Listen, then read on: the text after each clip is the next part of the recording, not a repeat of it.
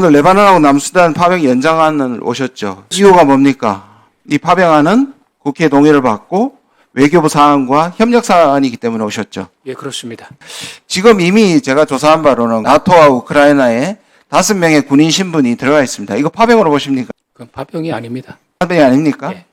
지금 현재 한국군이 해외 파병되어 있는 현황을 아십니까? 지금 현재로 나가 있는 건 4개국의 한 아닙니다. 12개국에 998명이 있고요. 지금 말씀하신 4개 지역 외에는 대부분 1명에서 7명입니다. 개인 파병으로 가 있는 겁니다. 예, 근데 지금 국방부 장관께서 계속 개인 파병은 국방부 결정 사항이라고 하는데 이 자체가 계속 위헌 시비가 나오고 있는 거 아시죠? 위헌은 아니라고 저희는 평가하고 있습니다. 왜냐하면 모법이 없습니다. 어떻게 된 게 이 정부는 시행령 가지고 법률안을 뒤집는 것도 모자라서 국방부 훈령 따위가 헌법을 뒤집습니까? 그 얘기하고 있는 모법이 뭡니까? 국방부 훈령이 적용될 수 있는 모법은 뭡니까? 지금 가장상위법은 헌법이고 예. 헌법을 보강하기 위한 것이 PKO법이고요. PKO법에 구현되어 있지 않는 것들을 지금 훈령에 정해서 하고 있는 것입니다.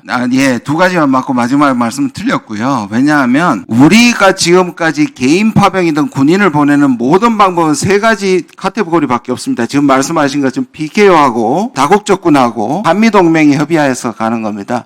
우크라이나는 여기 3군데 다 하나도 속하지 않고 있습니다. 그런데 어떻게 훈령을 PKO법을 당겨서 쓰는 것이 어떻게 위헌이 아닙니까? 지금 PKO법에는 유엔에 관련된 그 PKO 파병에 관련된 것만 규정이 돼 있기 때문에 그거가 연계돼 있지 않은 파병에 대해서는 훈령으로 정해놓은 것입니다. 그게 훈령에 있는 개인 파병이 되는 것입니다. 자, 지금 보시면 모법이 없는데 모법에서 지정하지 않는 법은 포괄적으로 헌법에 결정되어 있기 때문에 그 법을 만들든지 아니면 이건 하면 안 되는 겁니다. 오늘 연장을 하러 오셨던 것은 국회의 권위를 존중하고 파병에 대한 기본적인 연장을 또 국회를 통과해야 된다는 매우 중요한 사실이 입각하고 있는데 지금 국방부 장관 대부분 이미 5명이 갔습니다. 저는 이거 위헌 소송감이라고 생각합니다. 그리고 위헌 소송 준비하겠습니다. 그리고 5명의 신분을 제가 계속 얘기를 하고 있는데 5명을 가르쳐주지 않습니다. 지금까지 파병 보냈던 모든 사람들의 내역과 출장과 신분을 밝혀왔습니다. 단 한 번도 숨기지 않았는데 이번 5명은 절대로 내역을 밝히지 않습니다. 왜? 국방부가 주관하지 않고 국정원이 주장하고 있기 때문입니다. 그리고 PKO법은 아까 지금 2분이 말씀하셨지 않습니까? 외교부 장관이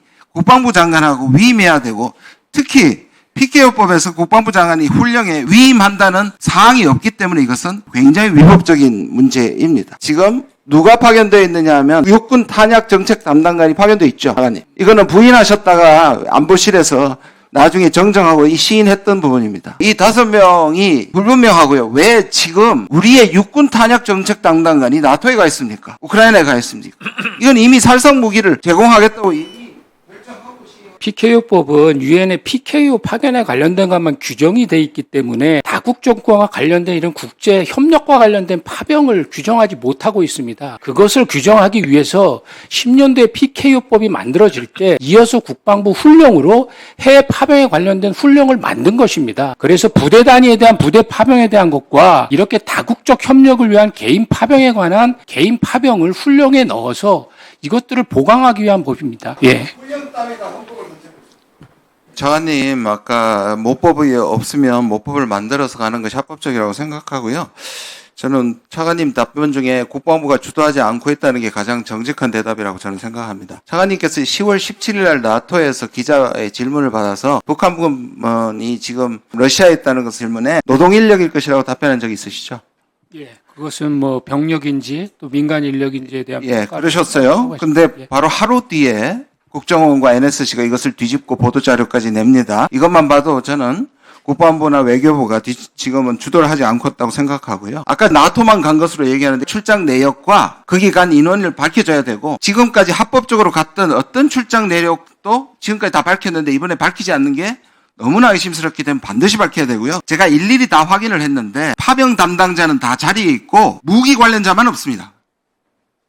이게 뭘 의미합니까? 그리고 나토에만 갔다는데 이것도 부정확합니다. 강력하게 우크라이나에 갔다는 심정이 있기 때문에 이거 출장 내역 반드시 밝혀야지 이게 파병인지 불법인지에 대해서 얘기할 수 있기 때문에 이거는 반드시 제출해야 되고 밝혀야 될 문제라고 생각합니다. 계속 외교부 장관님께서 국제법 위반했으니까 우리가 우크라이나를 도와야 되고 군사적으로 개입해야 되는 걸 자꾸 그 당위성을 말씀하시는데 국제법 위반했기 때문에 적국이 돼야 된다든지 그 논리는 지난번에도 말씀드린 것처럼 이게 유엔이 승인하느냐. 저는 우리가 러시아에 대해서 대러 경제 제재만 하는 것만도 엄청난 손해를 감수하고 우리의 국격에 맞게 행동한다고 생각합니다. 국민이 대다수가 반대하는 군사적 개입은 절대로 반대하고요.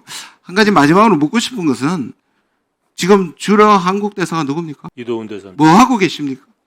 열심히 소통하고 있습니다. 물론 내부에서 소통을 하겠지요. 근데 여론전 차원을 유도하는 것에서 우리가 지금 한국 외교 채널이 살아있는데 자꾸 우크라이나 쪽에만 계속 지원을 하면서 북러 협약을 줄이는 방법도 중요하지만 반대로 한국 관계의 채널이 살아있는데 이 외교전을 통해 가지고 또는 외교를 통한 여론전을 통해서 러시아를 자제시키는 것은 하나도 볼 수가 없어요.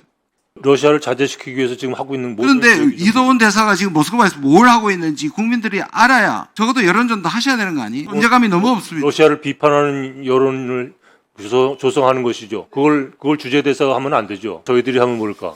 차관님 방금 이제 심각한 오해를 하고 계신 건지 이제 차관을 하시기엔 좀 역량이 부적절하신 건지 하는 생각이 드네요. PKO법이 관련된 내용을 포함하지 못하고 있기 때문에 그러면 관련된 하위법에서는 뭐든 만들 수 없습니다. 그게 우리나라 대한민국 법책입니다.